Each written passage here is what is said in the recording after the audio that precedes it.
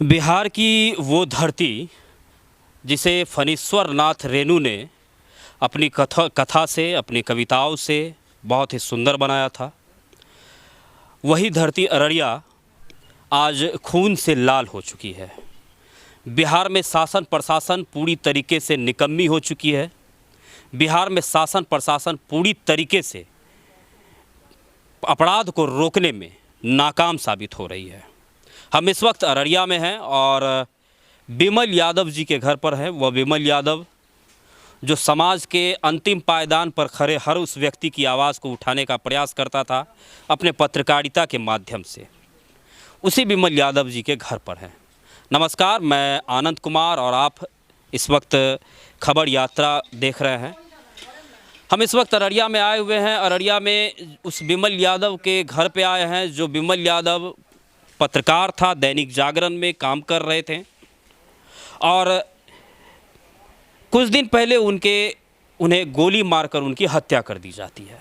हत्या के पीछे की कई वजह हो सकती हैं। यह वजह उनके घर वालों को अच्छे तरीके से पता होगी, पुलिस प्रशासन को अच्छी तरीके से पता होगी, लेकिन एक ख़ास वजह है जो वजह सामने आ रही है सबों के सामने, खास करके मीडिया में, कि विमल यादव जी के जो छोटे भाई थे 2019 में उनकी मौत हो गई और उनके मौत होने के बाद उनकी गोली मारकर हत्या कर दी गई थी। जो सरपंच थे 2019 में उनकी गोली मारकर हत्या कर दी गई, जिसके चश्मदीद उनके बड़े भाई विमल यादव जी थे जो पत्रकारिता से जुड़े हुए थे। कुछ दिन पहले कोर्ट में उनकी पेशी होनी थी, गवाही होनी थी और उस गवाही से पहले उनको गोली मारकर उनकी हत्या कर दी गई। आप उनका घर देख सकते हैं कि ये घर है और अक्सर ग्रामीण परिवेश में इसी प्रकार का घर आपको देखने के लिए मिलता है। लोग अक्सर कहते हैं कि पत्रकार जो है वो काफ़ी चकाचौंध की रोशनी में रहता है, काफ़ी जिग-जाग वाले स्थिति में रहता है, लेकिन एक पत्रकार के घर की स्थिति यही अमूमन मिलती है। देश दुनिया को जो समझ में आता है, लेकिन सच्चाई यही है कि एक पत्रकार का घर टूटा फूटा घर में रहता है। घर के दरवाजे पर इसी प्रकार से जो है वो सामान बिखरे पड़े होते हैं। एक अच्छी स्थिति आप उसे नहीं कह सकते हैं। हमारे साथ विमल यादव जी के पिताजी जुड़ेंगे और उनसे हम बात करेंगे, पूरे मामले को समझने की कोशिश करेंगे और ख़ास करके इसमें जो अररिया की जो प्रशासन है वो इसमें क्या भूमिका निभा रही है, उस विषय पर भी हम बात करेंगे।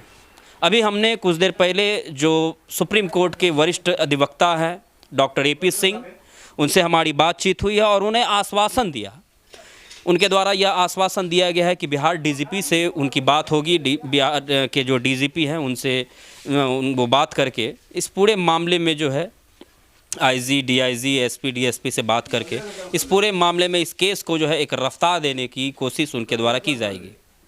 घटना होने के बाद यहाँ पर तमाम जो इस एरिया के जो नेता हैं, नेता प्रतिपक्ष हैं, वो तमाम लोग यहाँ पर आ रहे हैं, परिवार वालों को आश्वासन दे रहे हैं।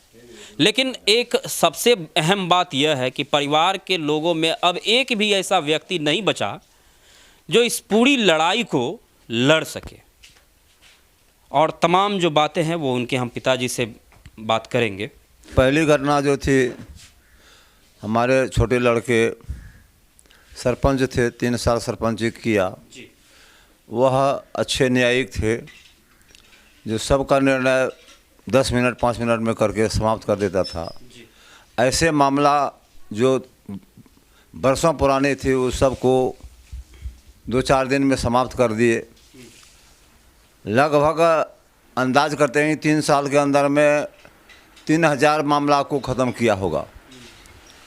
उस आक्रोश में पुराने नेता लोग जो थे वह सोचा कि अब देखते हैं ये आगे बढ़ रहा है, तो वो लोग अपना जैसे हुआ तैसे करके इनका भी हत्या करवा दिया।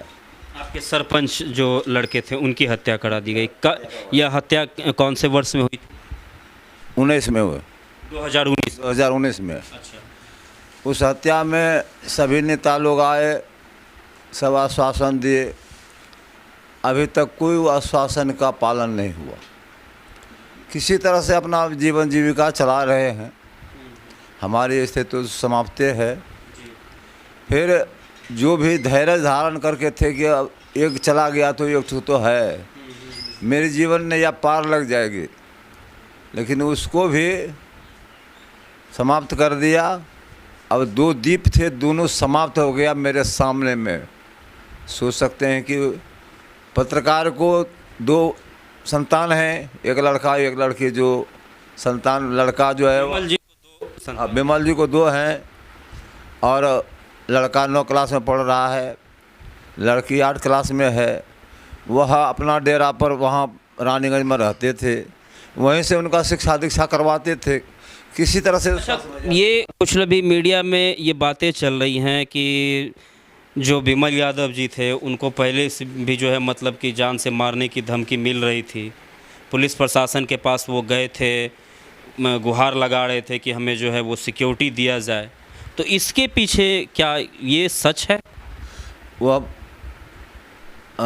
सबको लिखित रूप में नहीं दिया होगा या दिया हो, लेकिन सब जानते थे कि वो बोल दिए थे कि हमारे ऊपर देखिए ऐसे मामला हो रहा है। धमकी मिल रही थी। हाँ, धमकी मिल रही है, क्या जाने कब क्या हो जाएगा।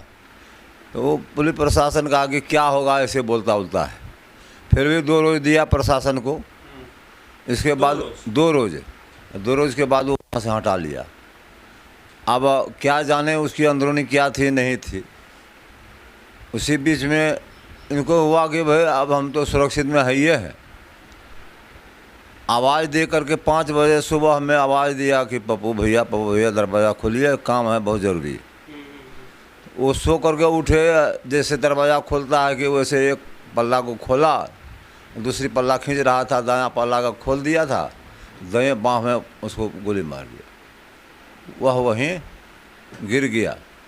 अभी पुलिस प्रशासन ने इस पूरे मामले में कुछ लोगों को उठाया है, कुछ लोगों को हिरासत में लिया है।